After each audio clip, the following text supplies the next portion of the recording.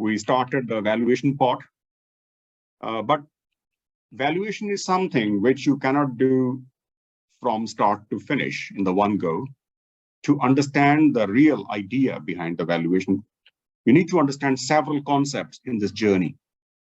And I think in this journey, first of all, we learned that if you want to find the data from any database, which is freely available, or particularly if you want to get the data from the Finnish database. So we use this NASDAQ OMX Nordic, and the case company we took was Valmet. And we were benchmarking it against a very famous index called OMX Helsinki 25 return. Links are available to you. And before we could go even further, what we did was we took 1 year's data, which is fair enough, no worries.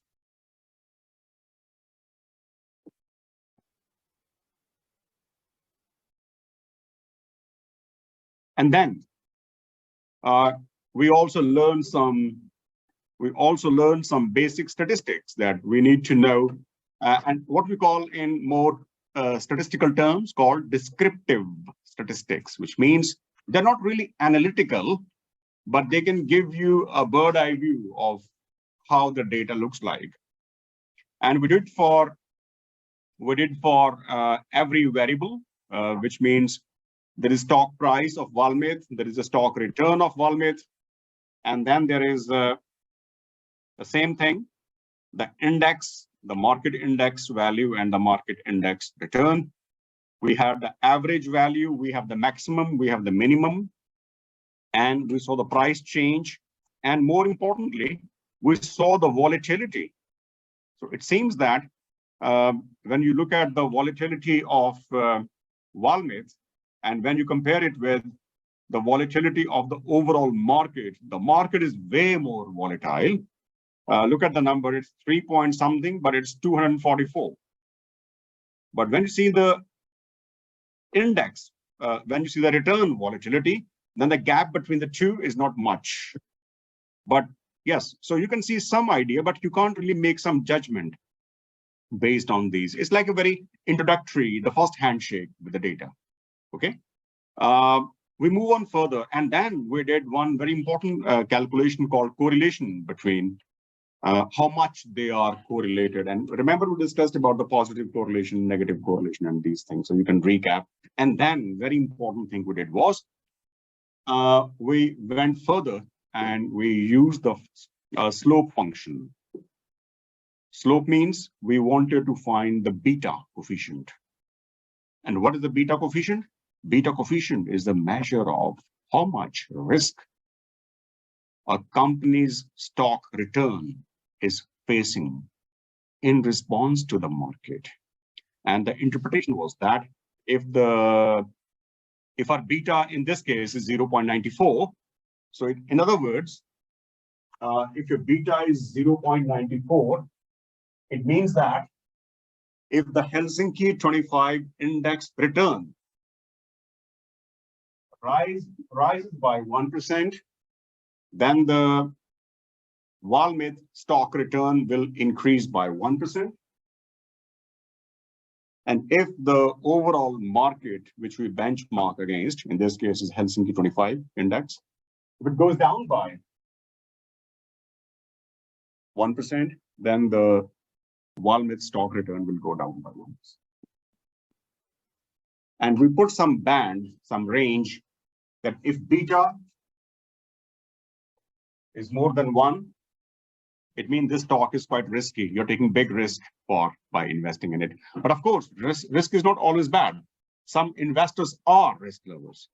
And they have an argument that if we don't take risk, then why are we in the stock market? Why don't we keep our money in the bank account then? You know, if you want to be very safe. So the investors who are risk lovers, they are seeking, they're hunting higher beta, right? And then, so it means that Valmet is not in that category, but close to that category, right? And then the beta is less than or equal to 1, but more than, let's say, 0.75, this mathematical entity. So if the beta is ranging between 0.75 and to 1, then we say that the investor is risk neutral.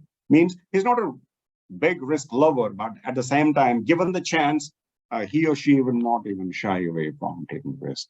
But what if you use in normal expression? Calculated risk in life. So this guy, and we call them risk neutral. Risk neutral. These are risk lovers. Okay, we have lovers, we have haters. And if beta is below, let's say, equal to or below 75, then we say that this person is risk. We don't use the word haters, we say averse. That investor is risk averse. In this case, it seems that beta for Valmet shows that anyone who is investing in Valmet is a risk averse investor, right? And majority of the investors are either risk averse or risk neutral. So, sorry, I repeat my words. Investors in Valmet is a risk, medium risk or risk neutral, but on the higher side. Look, because if you look at two sides, 0.75 and 1, it's closer to 1 than 0.75. It's like a risk neutral, but more passion for risk, like upper risk, more towards risk side. All right. And then we also need to find some values of the index. Deliberately, I took 10 years data from the index. So even though we are taking 1 year's data, right? Remember, 1 year, but on purpose, I hunted for what was the index value on 11th September 2013. This was the value. And then remember that we did this exercise and our closing date was 11th September this year, 23. So I took two values. And then the idea is that we use a phrase, invest and hold. This is the different ways of investing. The one way is that you invest today, you buy something today, you sell it tomorrow, again you buy something tomorrow, again sell it after 5 days, and so on and so forth. But there is one called investing and holding strategy. It means you invest somewhere and forget for some time. If you're an investor who invested in the index 10 years ago, and now you said that, hey, let's see what I have got, what I have got in 10 years, and you find that your index has grown up to 4377.05, .05. It means that the value, had you been, look, I'll tell you something, you can not only invest in the individual stocks, you can even invest in the market as well. So for example, when you want to make some investment and you ask some investment consultant, hey, what are the investment options? And then say, you want to invest in stocks? Yes, I want to invest in stocks. Do you want to invest in some individual stocks or some portfolio stocks, like 2, 3, 4 stocks? I say, no, I want to invest in the whole market. Then you can invest in the indexes. You see my point? You can. So it means that if market goes down, you lose. If the whole market goes up, you gain.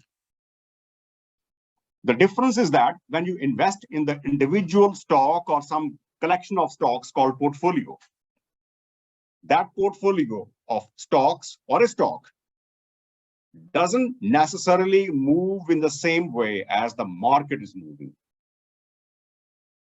But when you are investing in the index, then your gain or loss is exactly in proportion to the market. Make sense? And the formula is this, because this is 10 years, right? 10 years. We want to find the annual increase. You see my point? It means that you invested in 2013 and now it's 2023. How much annual return you are getting from the market index. And this is this one.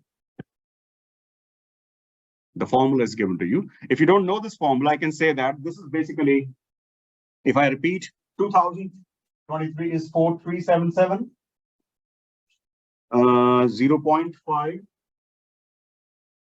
If you divide it by the last previous value was 2656.79. Because it's 10 years, right? 10 years. So I say minus 10. Sorry. Yeah, 1 over 10, sorry. Not minus, but rather 1 over 10. And then put everything in one bracket. This would give you that how your index. So basically, from 2013 to 14, your fund grew by 5.11%. Next year, again, 5.11. So every year, your fund has been growing at 5.12% on annual basis on an average. Exactly. Okay. Is it fine? Remember, our objective is to do the valuation, but we are learning many, concepts in between. Do we need to do this process for our? Exactly. Given if we get some time today, I would love that you guys do it in front of me so that I can. This is stage one. Any questions, comments? But we never touch the stock prices. We never analyze the stock prices. We calculate the returns first, both sides, the stock and the index, and then we do some basic descriptive statistics, particularly including the average return, correlation, regression. Regression will tell us how much market risk we are exposed to. 94% of the Valmet stock return movements are corresponding to the market movements. Systematic risk. Well said. And again, if you want to see because we discussed last week, there are two types of risk. One is the market risk, which is called systematic risk, and the other risk is called unsystematic risk or firm specific risk. And when you put them together, when you add them together, it becomes what? Total risk. It becomes total risk. So I repeat, now very quickly, even though it's on the sidetrack discussion, but for a moment, I share a new screen.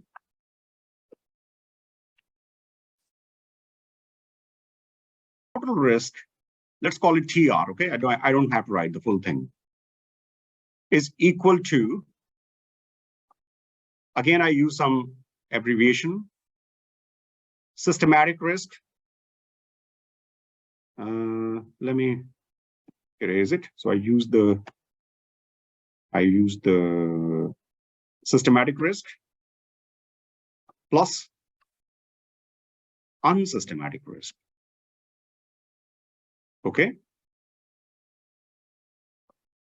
Your systematic risk, your total risk is measured by. Now the question is that the risk is a phenomenon. How do we measure it? Well, we measure it by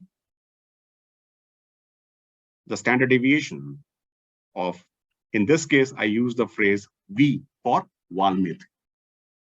This sigma is a Greek letter. The two sigmas in Greek, one is the capital Greek letter, and the other is a small Greek letter. The smaller one, the capital one, when you add up something, and the small one is when you calculate the standard deviation. So V for Valmet, because our case company is Valmet. So sigma V, this one, is the measure of total risk. Make sense? And we have it. Remember the standard deviation. If you open the spreadsheet, you will find the volatility. Volatility is the standard deviation of the. If you look at the stock return volatility of Valmet, you'll see the total risk, which the investor is exposed to. Now, the question is how you break up this risk. You break up this risk into systematic and unsystematic. Surprisingly, there's no formula for unsystematic risk, but there is a formula of systematic risk. And what is that? The systematic risk is you find the beta. You find the beta and you multiply it with the standard deviation of what is our market in this example? Helsinki OMX 20. I call it Helsinki 25, okay? So if you have the beta in your example, if you have the standard deviation or volatility of the market, you can multiply them and find the total systematic risk. And then whatever is left over is unsystematic. So it means that you can never calculate unsystematic risk first. You have to first calculate systematic. And then whatever is left over is the unsystematic. This is why those people who studied financial management lesson, I called that the unsystematic risk is called residual risk. Residual means whatever is left over. Residual risk. No big deal. I can do it. I didn't do it in the original spreadsheet, but I can do it, and then I can send you the modified spreadsheet by splitting systematic and unsystematic risk. Yeah, no big deal. So, but you understand the theory. Good. Everybody, yeah, you all good? Wonderful. So,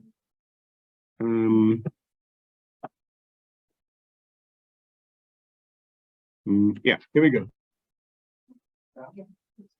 I create two more columns here, and I call them as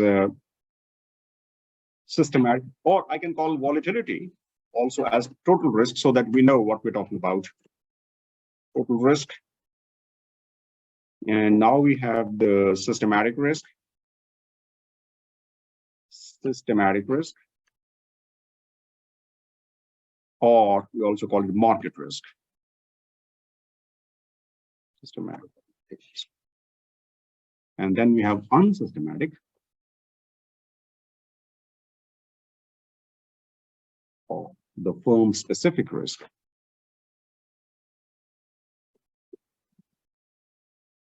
Sorry? Yeah, or even residual. You're right, yeah, because people should know the meaning of residual as well. That why the word, how important is the phrase residual risk? Residual risk, yeah. Good job. All right, now to get the systematic risk, remember that your stock return is the C column. So the volatility is this one, okay? So remember that your volatility is not, B is your stock price volatility, but we don't touch the price, we only touch the return. So the volatility of C column is the stock return volatility. So don't mix up. So always make sure that which is the right column to look at. So the systematic risk is beta, which is here, multiply by the stock market's volatility, which is the volatility 264, okay? 264, and this is the volatility of the market, okay? Am I right? Does it make sense? Yeah? Is it fine? Because your E column is the index, but your F column is index return. So we always focus on the return column, not the absolute values. Yes.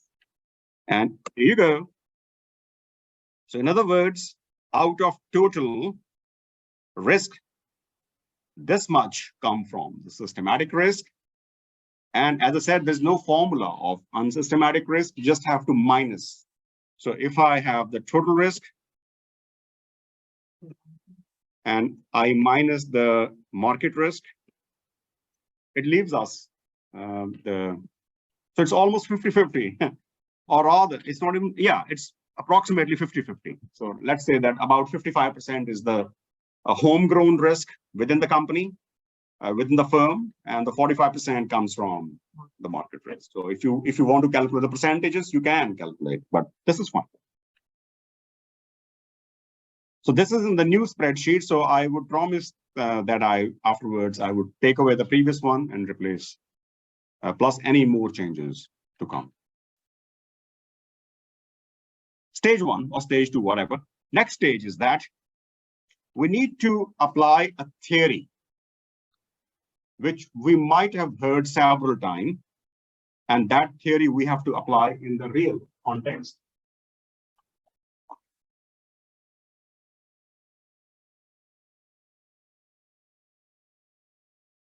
And this theory is called capital asset pricing model. Have you heard this before? Capital asset pricing model is one of the legendary model in finance. Capital asset pricing model at least has won 3 Nobel Prizes in economics so far. Started by Harry Markovich and then developed by Trainer, Fama, French, and many legendary gurus in field of finance. This is one of the most widely used finance theory in the real life. And this theory says that we must calculate. Remember, when you are planning to invest somewhere, should you check how much? Okay, the 2 types of returns. The one is called realized return.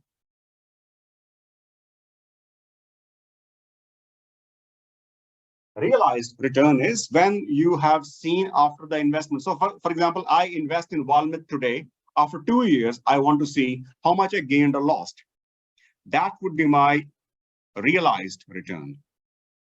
But as a smart investor, I should even before I invest my single euro in this company, I want to know how much I should expect from it. Even though my realization is not always the same as my expectation, like in life, we have different expectations and different realizations, but we always go with certain expectations. The capital asset pricing model allows us or teaches us how to do the calculation of the expected return. So we don't have to wait until the end of the period before we invest, not retrospectively, but proactively. You can calculate how much return you should get from this investment. So this is calculated by capital asset pricing model. C for capital, A for asset, P for pricing, M for model. We call it, for the sake of brevity, we call it CAPM also. The formula is very simple. Risk-free rate. I hope you know what is risk-free rate. The risk-free rate is that rate which has no risk, that investment which is without risk. Now you will laugh. Which type of investment is without risk? In practice, there may not be any investment without risk, but in theory, there is an investment without risk. That is, if that security or those certificates are issued by the state, because the probability of state becoming bankrupt is nearly 0. It's possible that the states can become bankrupt, but it's very improbable that states would become bankrupt. So the probability is very, very low, almost 0. And which documents, which certificates the state issues called risk-free rate? Well, 10-year bond rate. 10 years, which bond? T bond. What does T stand for? Treasury. Treasury. Treasury is the state's department which issues the currency and the bonds and everything, basically, So Treasury is the state. The bonds are also issued by the private companies, but then we don't use the phrase T, we use the phrase C. C means corporate bonds. corporate bonds, not those bonds, but I'm talking about the state bonds called treasury bonds. Then I was interested at what is, okay, first of all, let me write the formula. Multiply by beta. Beta, you have seen it. RM, the return in the market. And where is the return in the market? You know what is the return in the market? Yeah, you know that? The index value. After all, your Helsinki 25 is a market. This is a big 25 companies there. And minus again.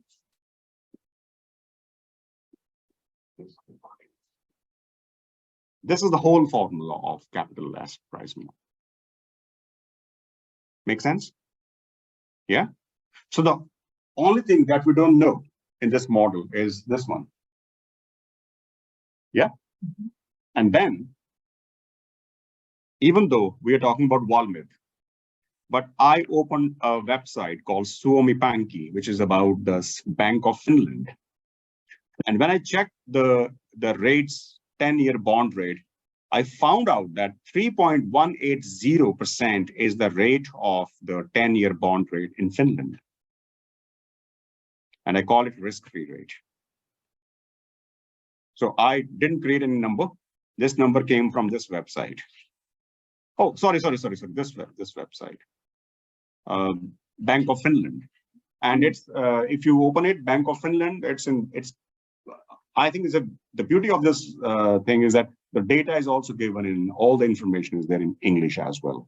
Yeah, so you can find there's no big deal. You can find it 3.18% 10-year bond rate. So well, for the RF, we can find it from the central bank related to treasury bank. Exactly. Years. So for the next part, beta of RM minus RM. Yeah. Look, your beta is this. Yeah. Yes. Your RM is this. Yes. What you're missing, and then the RF is this. Make sense? Yes. By the way, just to add to your another concept, the difference between RM and RF is called just this much. Is called risk premium.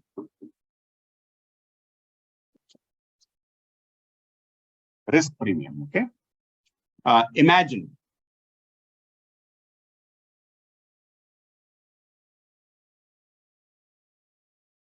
Compare between Bank of Finland and stock market, which is risky. If you want to see the riskiness, which one is riskier? Compare the stock market of Helsinki and Bank of Finland. Who's sorry? Stock market is risky. Okay, so it means the gap between the two is a price, is a compensation paid to the investor for taking additional risk. If this is zero, they are saying, then why should I invest in the stock market? Then I think I should have the safest investment. Yes. Why I'm taking the risk? Yeah. Is it the one that they measure like triple A? Yeah. AAA, yeah. Risk-free. Yeah. Does it make sense? And remember, this 3.18 is not for the whole world.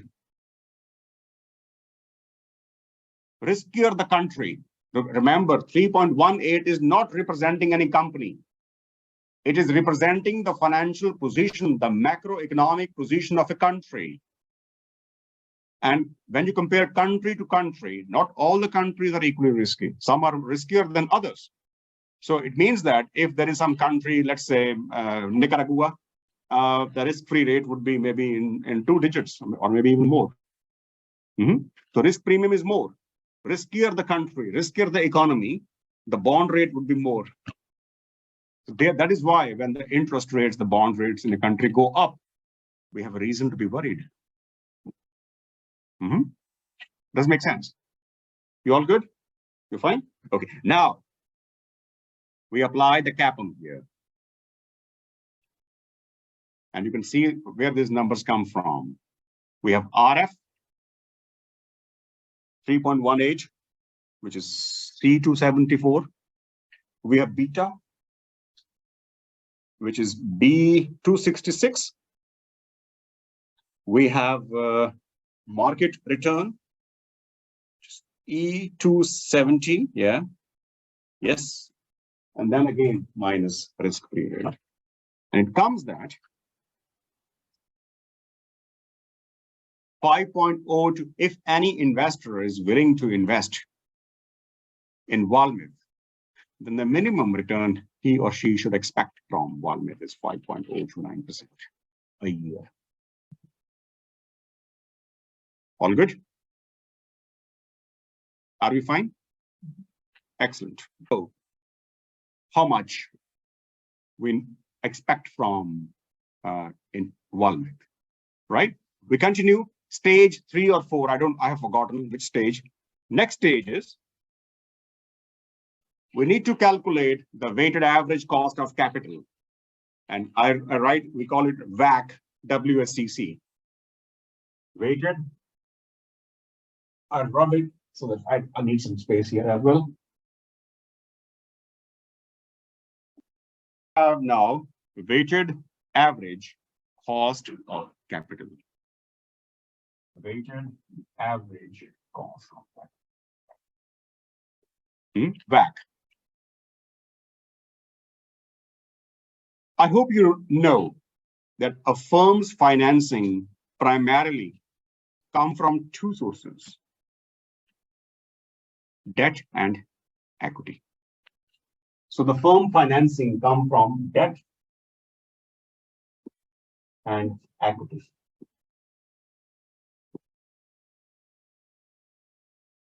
Right? Yeah. Debt and equity.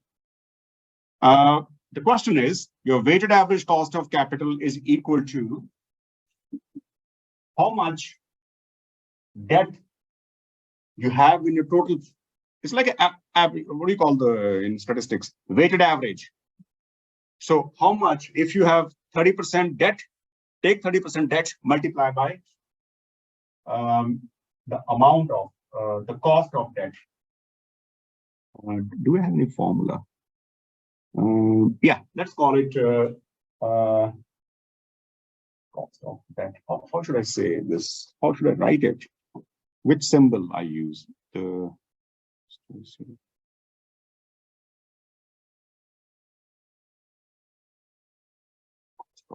Okay, let's call it cost of debt, doesn't it? Cost of debt. Plus the weight of equity, let's say 75%, and the cost of equity. Yeah, make sense? Let's say you have your debt cost is 3%, and the total debt, the percentage of debt in capital is 30%. So then you multiply 30% with 3%. Am I sounding okay?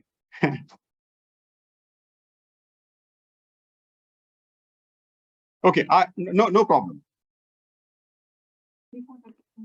Why you want to calculate this thing?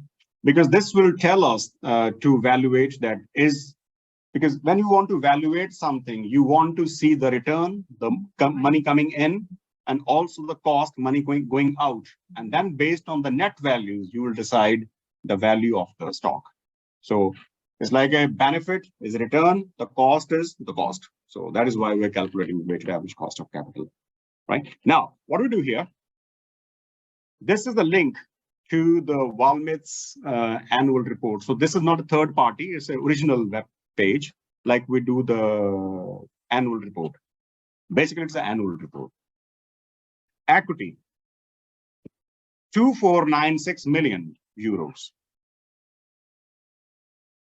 Interest-bearing liabilities, 858 million euros. Non-interest-bearing liabilities, 2,919. The total capital is 6,273. Equity is equity, you know, the equity shares. But when you look at the liabilities can be of two types. There are one liabilities where you pay interest, and there's some other liabilities where you don't pay any interest. Okay. And I showed you the interest-bearing liabilities are, we take long-term interest-bearing liabilities, long-term lease liabilities, short-term interest based liabilities, and short-term lease liabilities, and some other financial liabilities. Remember, basically, we look for the borrowings and the debt for the long term and the short term. Remember, debt is a liability. Every debt is a liability, but every liability is not debt. If you are Valmet and you haven't paid the dues to your suppliers, that is a liability, but not debt. But if you have borrowed money from Nordea or some investors and you haven't paid them yet, that's a financial liability. So we only look at the financial liabilities, or sometimes we use the phrase interest-bearing liabilities. That liability on which you pay interest, that is called financial liability. Make sense? So there are two types of liabilities, interest-bearing and the non-interest-bearing. And all together, the total capital of the company is 6,273 million, or let's say 6.273 billion euros is the total book value of the company. All right. And then based on that, we calculate the percentage. 39%, let's say about 40% is the equity, about 14%, 40% and 14% is the interest-bearing liabilities, and about 47, 46% is the non-interest-bearing liabilities. Make sense? Okay. We move on, and this data, this, and this, they all come from your balance sheets, liability and the equity side. Okay, so you should know that where this data will come from. Then comes the finance expenses. Basically, the finance expense is how much you pay interest each year. And I hope you remember that all the expenses are recorded in the income statement. So this data comes from the same financial report, but from the income statement. And they are paying 20 million euros each year in the form of interest. We call it finance cost, all right?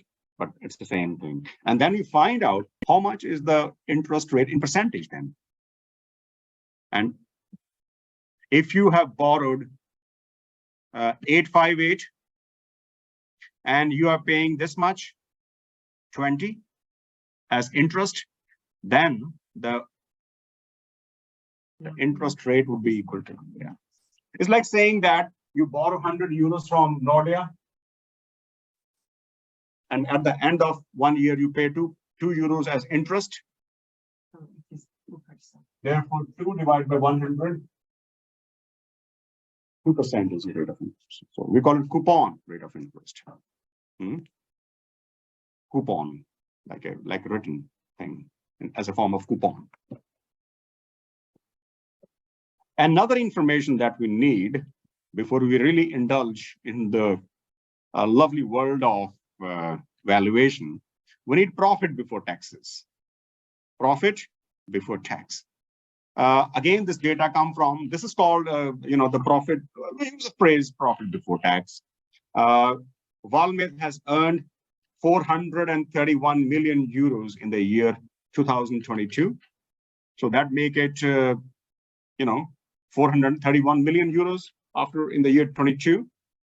Tax, Valmet has paid. So this data also come from the income statement, and tax Valmet has paid is also coming from the income statement. 93 million euros Valmet has paid the tax. And then the tax rate, I mean, imagine I ask you how much you earn in 1 year. You say I earn 20,000 euros. Okay, and then you say that, you know what, I pay 4,000 euros as a tax. So I say 4,000 euros And then the tax rate becomes 20%. 20%. This divided by this. Make sense? Same way, I do this way, that amount of tax divided by profit before tax. So it means the company is paying 21 point, let's say 6% as a tax rate. And I use the phrase effective tax rate because you need to be clear that some people can make a mistake. Maybe some people can think that, oh, Valmet is a Finnish company. So why we don't just Google tax rate in Finland and use that rate? But okay, that's a headline. That's a headline tax rate, but that is not the firm specific tax rate. So here we use the phrase effective tax rate, which means not every company in Finland is paying 21.56%, whatever. But if you Google it, tax rate in Finland, that would be one headline. But that we don't use. We have more customized tax rate. So there are some like. So if Valmet, I can only hypothecate, I can only imagine that if Valmet was a not engineering company, but some IT company, then this 93 would have been lesser. So this figure would have been lesser than 93. And if Valmet was some mining company, you know, polluting the environment, maybe this would have been a big amount because of this, as you said, environmental sustainability. Yeah, you're right. So then we calculate this. Now we have all the ingredients to calculate the weighted average cost of capital. Okay, we have all the ingredients to calculate, but there is something which I haven't told you yet. If you look at this formula, it says weight of debt, which is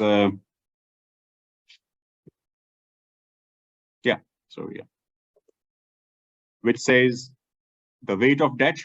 But one thing I haven't done yet is that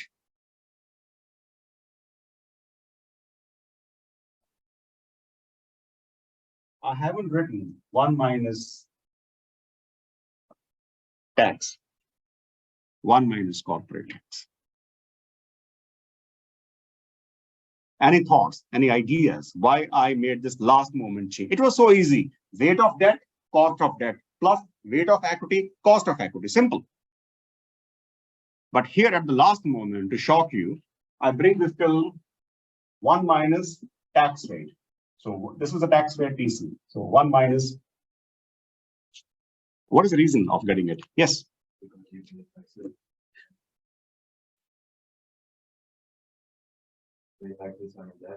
Again, the proof of the pudding is in eating. Okay, so I take a short deviation from this main spreadsheet and I open. Is it visible when you open a new window? And this I call as Valmet annual report, because then you will know what I'm talking. Otherwise, we could talk just some abstract things.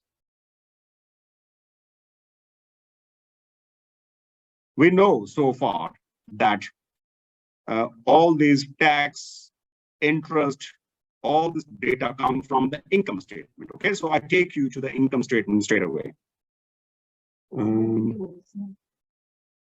Say again. It's our review, or is it? We'll find out, no problem, no big deal. Sorry, I'm just searching for it.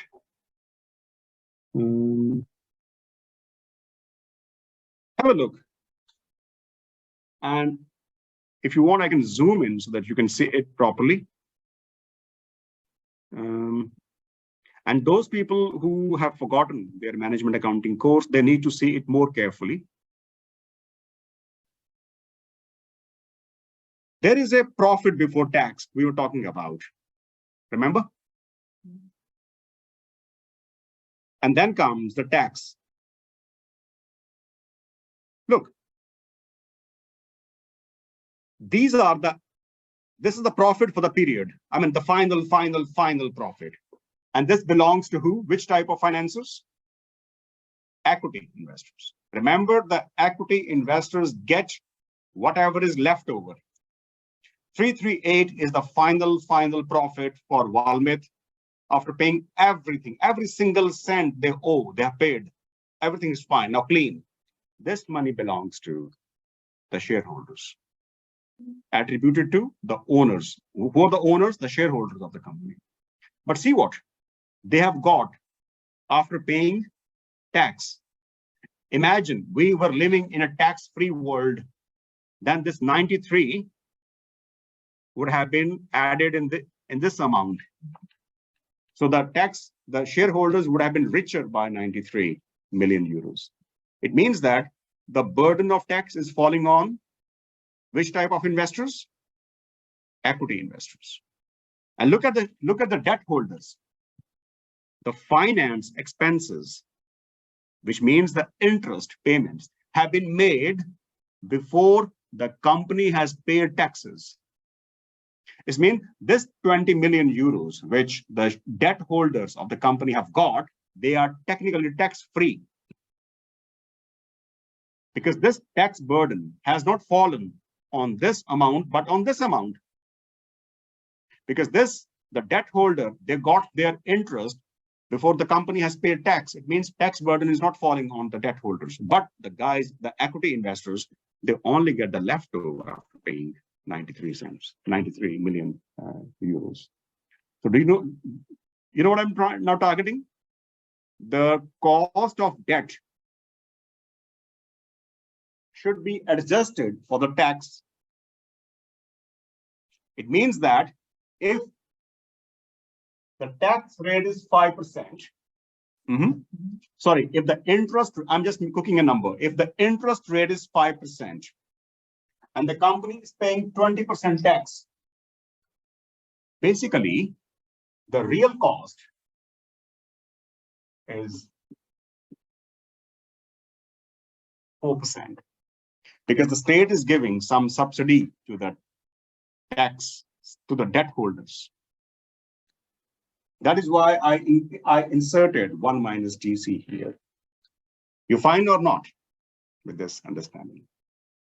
From this report, do you agree or you disagree, or you're not sure that the debt holders are? It won't be visible, I think. It's visible. Okay, all right. So do you agree that the debt holders are getting some tax preference? Yes or no? Yes, but I'm thinking the other side, like How much I owe you? They say 20 million. No, I will not pay you 20 million. I take some money away for the tax. I pay you only 17. They'll be very angry. So Valmet is not cutting any tax. Not it's the choice of Valmet. The tax system is so that the tax the interest you pay to the debt holders is not exposed to the corporate tax. But when you file your annual income tax return, then it is adjusted. So this tax on 20 million will be adjusted when these debt owners file their own income tax returns. So but Valmet will not cut anything from them. It will pay them simply. Okay, logical. Because when you borrow from somebody, you write two things very clearly. First of all, I will pay you interest and I will return your money back at the end of the period. You don't make any such commitment with the equity shareholders. Forget about the share of profit called dividend. They may not even get their original investment if the company goes bankrupt. So therefore, we have to understand this nature that the debt owners are relatively more secured because they're the outside investors, right? Yeah.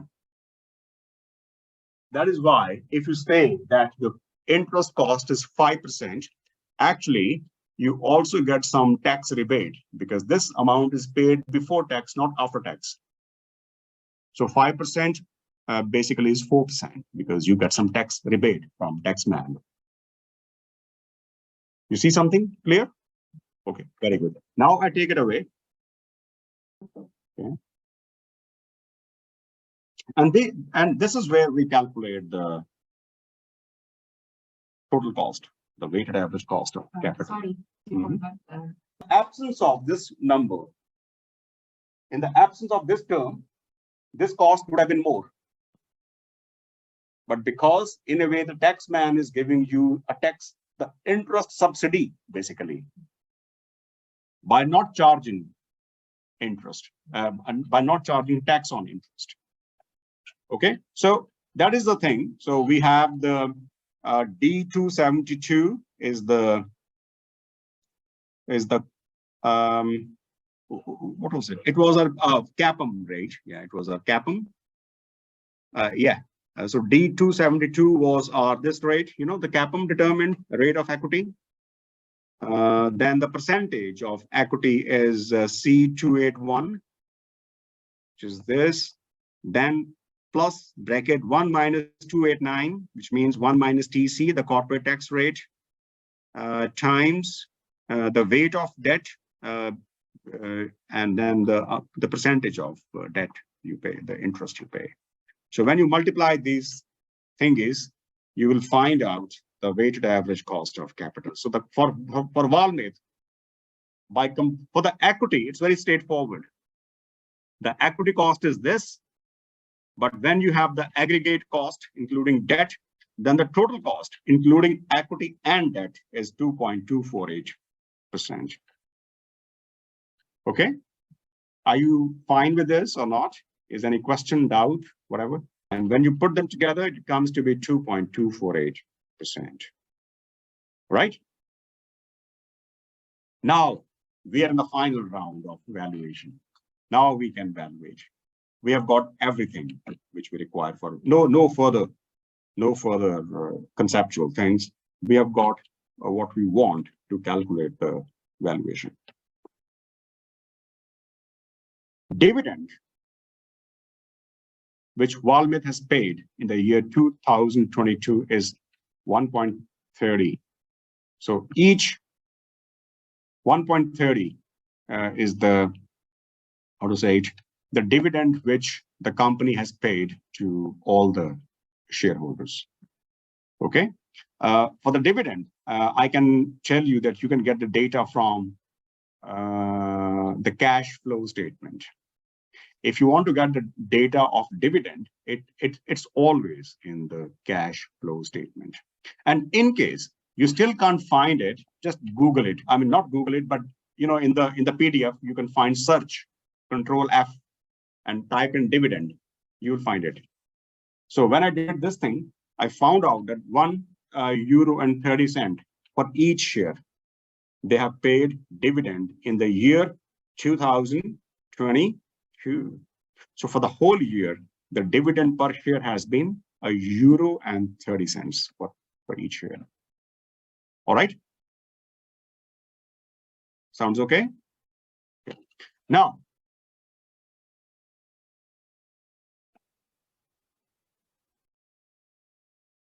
imagine that you are an investor who assume that Valmet would pay €1.30 for the whole life. They would not change it. So basically, if you buy a share of Valmet today and you keep it for the rest of the life, then every year they would pay you €1.30. And that is why I said that if we assume that the dividend, I can make it a bit large here. So if the dividend remains same forever, which is very weird way to look at, but sometimes we also look at this way. And this is called, what's called scenario analysis. If the scenario is that €1.30 Valmet is paying you forever, then we use a phrase perpetuity. Perpetuity. You know the meaning of perpetuity?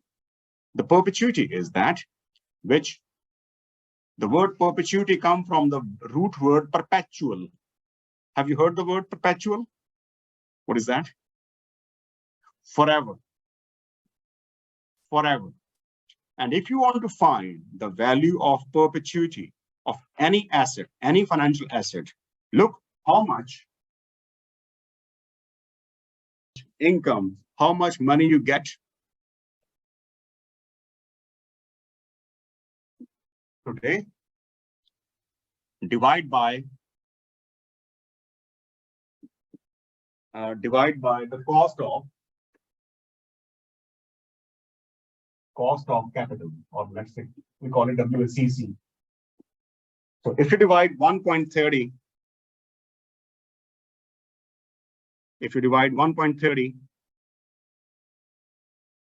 yeah, it's B293. Wait a sec. Yeah, this one. Yeah.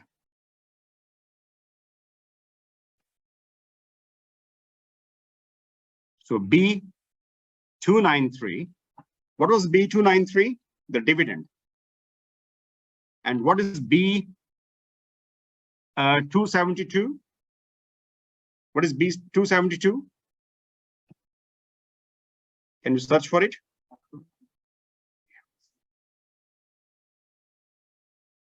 So if you get the dividend, today is 1.30, and you divide by the CAPM cost of equity, CAPM determined cost of equity, that would show you that if you assume that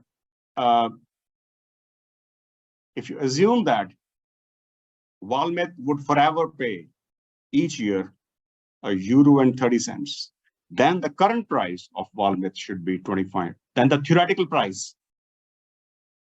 Remember the word? That is where the whole discussion started. We know the market price very well. We can quickly see in Yahoo Finance, but we want to see the real value, the real worth of Valmet. Then the Valmet stock price should be the intrinsic value slash notional value slash real value slash the fair value should be €20.89.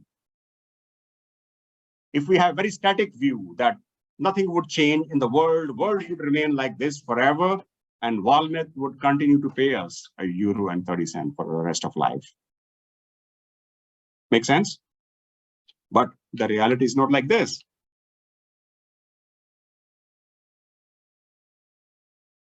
Life keeps changing. There are good times, then there are some bad times. If we assume that next year the dividend would grow by 1%, or dividend would grow by 2%, or by 3%, or even worse, or even other way around, if dividend growth drops by 1%, or dividend growth drops by 2%. You see what we are doing? We are creating some scenario, very positive scenario, 1% growth rate, 2% growth rate, 3% growth rate, or with the negatives, -1, -2, -3. Anything can happen in life. Okay. In that case, we use the Gordon growth model. And what does Gordon growth model says? The Gordon growth model is this, which is equal to the dividend you get is 1.30. Okay. Divide by how much is the CAPM rate? Any idea? Sorry? Let's say 5%. And at what rate, in this case, you assume your dividend would grow?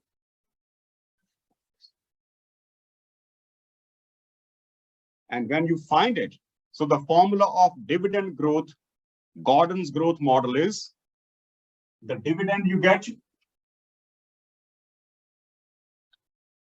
the rate, the equity, the R stands for the CAPM growth rate, which is R 5% minus G.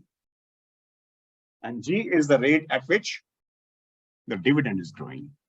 Remember, in the last formula, this part was missing. It was only 1.30% divided by 1.30 euros divided by 5%. Remember it? So the G was missing. So we were living in a static world. But now what happens? We assume that, let's assume, this is your assumption now, that is dividend growing by 1%, is growing by 2%, is growing by 3% or 4%, or even negatives. So you can have many scenarios. If your dividend is growing by 1%, then the Valmet stock price now, right now, should be 32 euros and 32 cents. If dividend grows by 2%, then it should be 43 euros.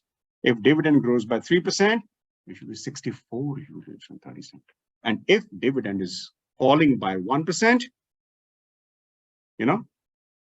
then the price should be 21.59. And if dividend drops by 2%, the price should be 18.50. And then based on the likely scenario, which currently is very bleak, very pessimistic, you can find out the theoretical price of Valmet. Okay? But the most important thing is that we look at this thingy.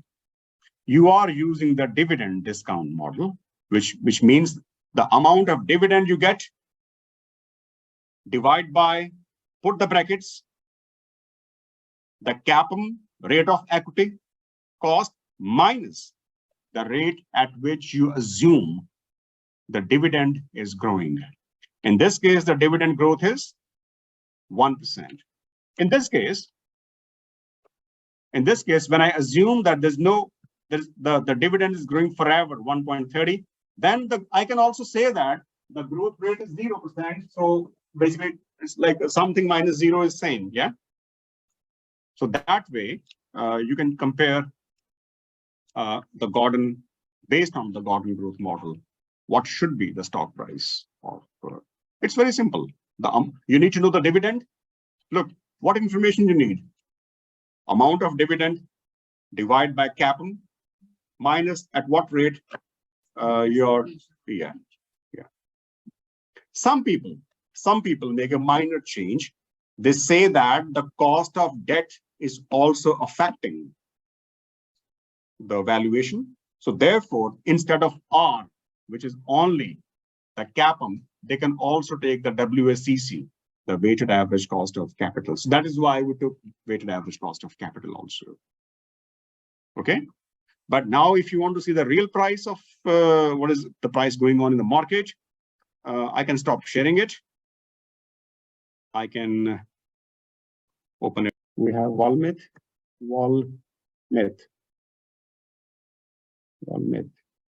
Yeah. And we see that the Valmet's market price is, at the moment, the Valmet market price is 22 euros and 55 cents. And now you can compare with the scenario price, scenario 1, scenario 2, scenario 3, scenario 4. So if the dividend is growing, imagine that the dividend is likely to grow positive in the future, then based on that, Valmet is undervalued. Valmet is undervalued. But if the dividend is growing at negative, it means the growth is going down, then you can say that the Valmet is overpriced. Okay. And what do the analysts say about it? So based on the positive growth rate of dividend, what do we conclude? That Valmet is underpriced. Do we agree or not? Yes. Or should I show you the spreadsheet again?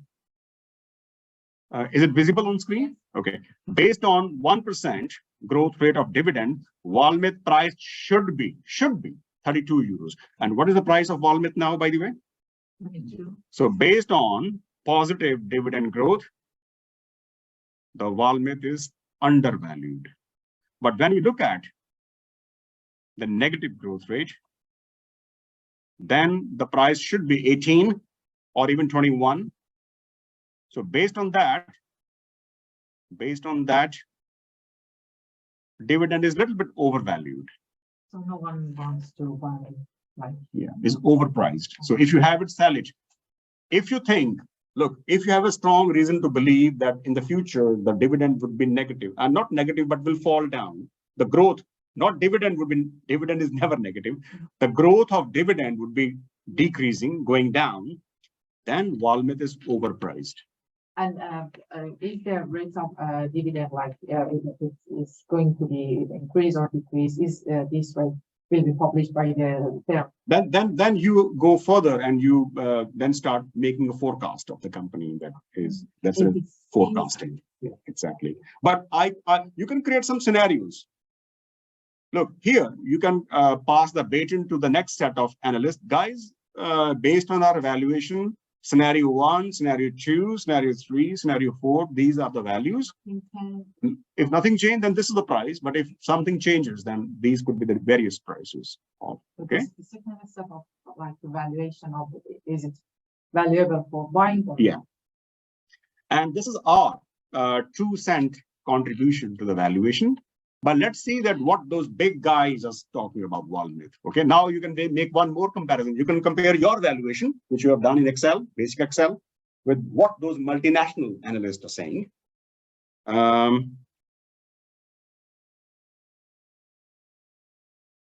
What are they saying? These are the people who are paid some millions of euro as pay package a year. What are they saying? 2 are saying strong buy. Two of them out of total, 2 of them are saying strong buy. Why would you recommend somebody to strongly buy?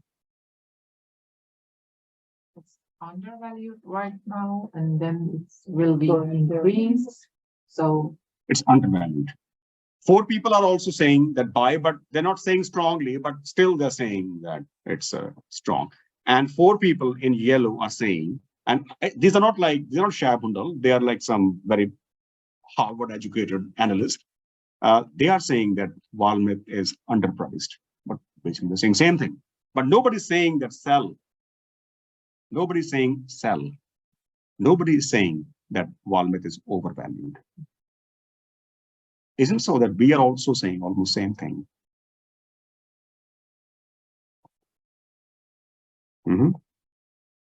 So the multinational companies who employ these top financial analysts could have saved a lot of money had they employed us. Isn't it? You're recording it? No worries, no problem. Let's praise ourselves that our valuation is not very far away from these very top professional valuation. We are also saying, when we look at our spreadsheet, it looks that that given the current situation, well, it's overvalued. But if we assume that the dividend grow at 1%, well, the same thing. If nothing grows, it remains same, 0 growth, then the price should be this, something about 26 euros. The real price is 22, so it's undervalued. If dividend grow at 1%, it's undervalued 2%, undervalued 3%, even more undervalued. Only in some scenario, it looks overvalued, but that is when the dividend is negative, basically. And remember, this is today's valuation.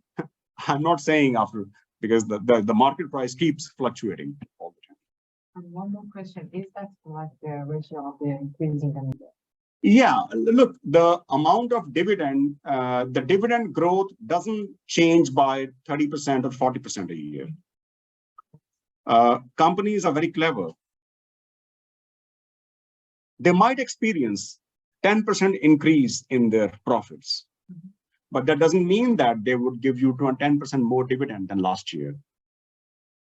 And the company's profits can fall by 10%. That doesn't mean that your dividend will fall by 10%. So they keep it absorbed.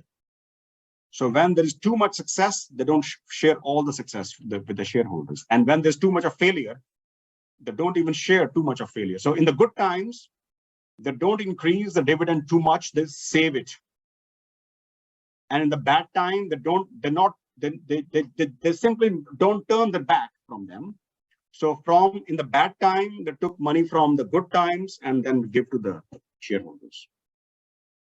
So they don't give too much of shocks by a dividend. So the companies more or less follow very stable or a relatively stable policy towards dividends.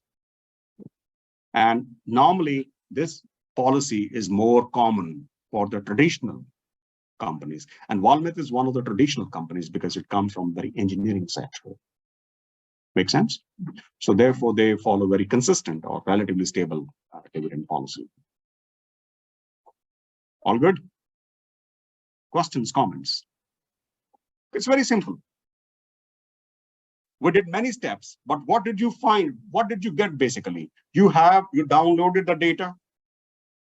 For the sake of some fun, you did some descriptive statistics, but you understood very important concepts, volatility and correlation, regression, okay? Then you did CAPM, you applied, you learned a theory, and then you applied it on the spot. Then you also learned a very important concept. I mean, the normal lectures, I might spend 3 hours only on WSCC, but you learned as a byproduct. And then you took the data of dividends and you did the valuation. So by using the dividend discount model, or we call it Gordon growth model, which is the dividend amount in euros, the rate at which your equity cost, the CAPM, it's also in percentage, minus the growth rate you think dividend would grow in different scenario. There you are. If you assume that the dividend remains same, then call it 0%. If you use 1%, 2%, 3%, or minus, do it. No worries. More positive, this rate. Smaller would be the value in the denominator, and the overall value would be more. Larger this value, smaller this value. Smaller positive, even 0, and even -1. This value would be larger. The denominator would be larger, and the final outcome value would be smaller. Obviously, why would you pay more stock price when the dividend is growing at negative rate? So it adds to common sense also. All right, that's everything for the valuation, but dividend growth model / Gordon growth model. But next time we shall do the Monte Carlo valuation. I can give you a small teaser why we shall study Monte Carlo method, because if you look at the dividend growth model, the scenario is 1%, 2%, 3%. It doesn't say scenario 1.11111%, 1.11111. So the continuity, so the numbers are distinguished: 1%, 2%, 3%. We use a phrase that the numbers are discrete. But in Monte Carlo, we have a continuity. So look, the first scenario is 1%. Second is 2% or 3%. But what about the lot of things happening between 1 and 2%? That thing is not taken. That's one of the limitation, one of the problem of the Gordon growth model. But this limitation is overcome by more like the spot. we use a phrase continuous variable. So our scenario is not a point like here. Our scenario would be continuous, like compounding, all the time. That is something we will learn next week. And that's it. Thank you very much. If you have questions, comments, please feel free.